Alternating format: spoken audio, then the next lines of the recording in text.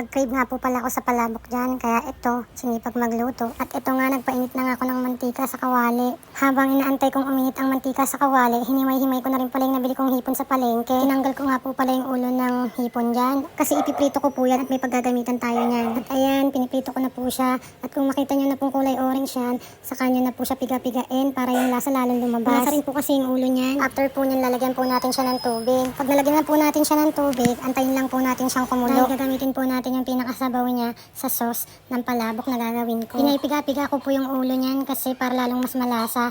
After ko po mapakuluan niya, nahanguin ko na po siya. Ipiprito ko naman po yung katawan ng hipon. Antayin niyo lang po hanggang sa maging kulay orange.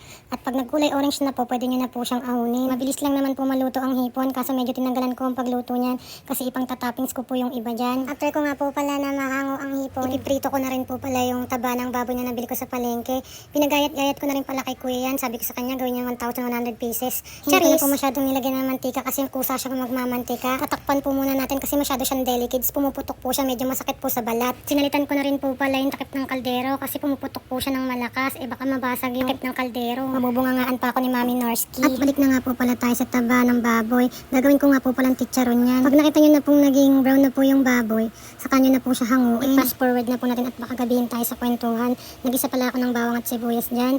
Naglagay na rin po ako ng konting chicharong baboy. At yung pinarito ko rin po na hipon. After po nyan, lalagyan ko po siya ng pinapakrips. Kailangan po gisadong maigi para mas masarap at mas malasa. After po pala magisa nyan, maglalagay na po pala ako dyan ng atsuete para sa pampakulay ng sauce natin at dagdag lasa na rin. Pag kumulo na, saka ko naman ilalagay yung sabaw ng ulo ng hipon. Maglalagay rin po pala ako ng powder na chicharon dyan para mas masarap at mas malasa. Nagdadagdag din kasi sa lapot yun. Maglagay rin po pala ako ng cornstarch dyan para lumapot yung sauce na gagawin ko. After po nyan, aantayin ko na lang siyang kumulo at maging malapot siya, saka ko na siya papatayin. Kaso naisip ko, makulong ako kung papatayin ko siya. Charis! At ito na nga po, tapos na po ang palabok.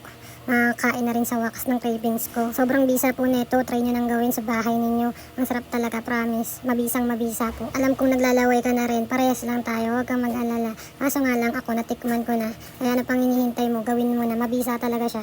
Promise, ang sarap niya. At malasa pa. Okay, hanggang dito na lang. Salamat sa panonood.